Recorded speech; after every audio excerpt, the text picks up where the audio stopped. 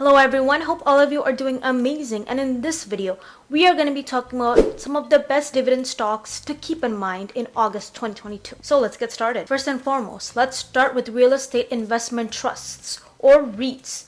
They pay dividends. Now some of them have a much higher yield than the rest. REITs are designed to appeal to income-oriented investors rather than those mainly interested in growth. So let's look at WP Carey, ticker symbol WPC. It has a dividend yield of 4.74% and has remained one of the most resilient REITs through the recent market sell-off. The company is one of the largest net lease REITs specializing in the acquisition of single-tenant properties in North America and Europe. The REIT's fund from operations share has increased by 18.1% over the past year and 40.7% over the past 3 years. It also has one of the most well-covered dividends out of all the REITs, with a fund of operations payout ratio of 77.2%. Analysts have increased price targets of WP Carey in the past month, with the most recent giving a price target of $94. Secondly, let's talk about Eli Lilly.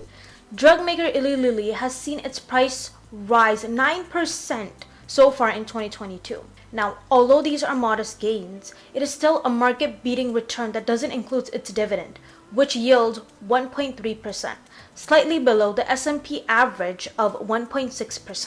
Now, the healthcare sector is a relatively safe place to invest this year as hospitals have resumed their normal day-to-day operations, prescriptions are up, and businesses are doing better. This month, Eli Lilly released its second quarter numbers, which showed sales of $6.5 billion for the period ended June 30, down 4% year-over-year. However, this decline is just 1% when you factor out the impact of the foreign currency exchange. Many of the company's top-selling drugs generated impressive growth. Diabetes treatment brought $1.9 billion in sales, which rose 25% year-over-year. Breast cancer medicine rose at a rate of 72%.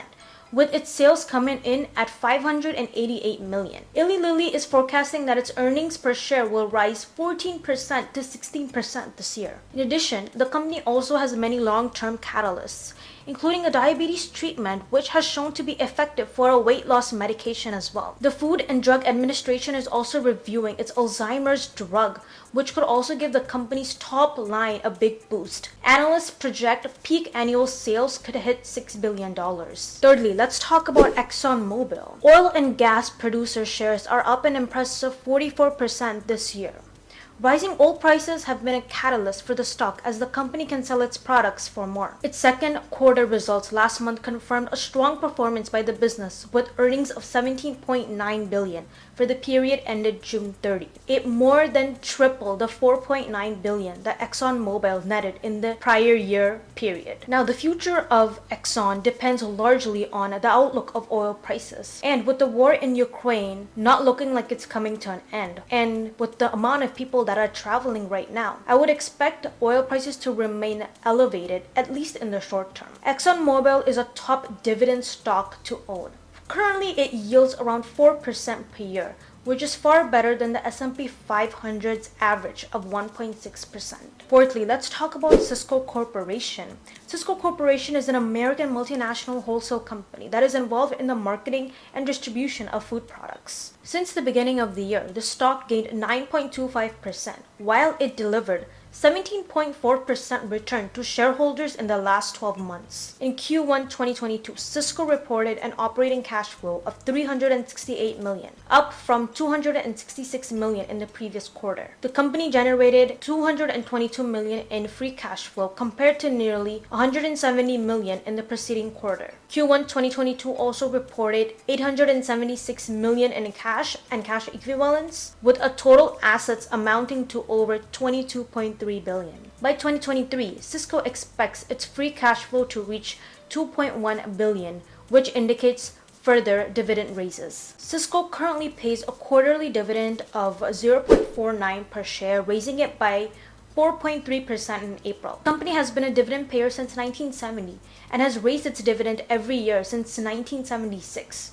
As of August 7th, the stock's dividend yield stood at 2.27%.